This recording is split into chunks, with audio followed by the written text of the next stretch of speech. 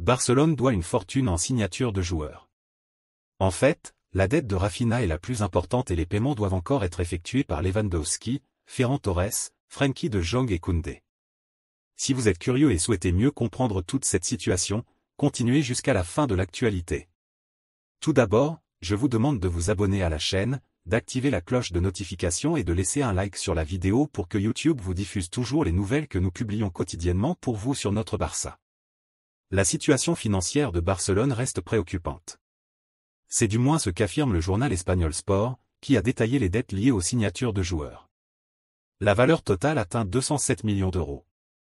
Le joueur pour lequel le club doit le plus d'argent est le Brésilien Rafinha. L'anglais Leeds devrait encore recevoir 24 millions d'euros à court terme, et 38 autres à l'avenir. Le Bayern Munich, pour Lewandowski, Manchester City, pour Ferran Torres, l'Ajax, pour Frenkie de Jong, et Séville, pour Koundé, sont d'autres clubs qui attendent des paiements importants de la part de Barcelone. Les dettes à court terme sont évidemment une priorité.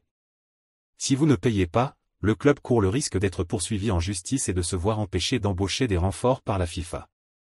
Ce qui entraverait définitivement les acquisitions souhaitées de Joao Cancelo et Joao Félix, par exemple. Avec 100% de réussite après 2 tours de Ligue des Champions, et toujours invaincu en Liga, Barcelone occupe la 3e place du championnat d'Espagne.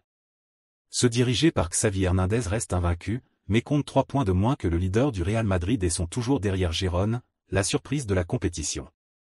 Pensez-vous que l'actuel président de Barcelone sera capable de restructurer financièrement l'équipe ou non?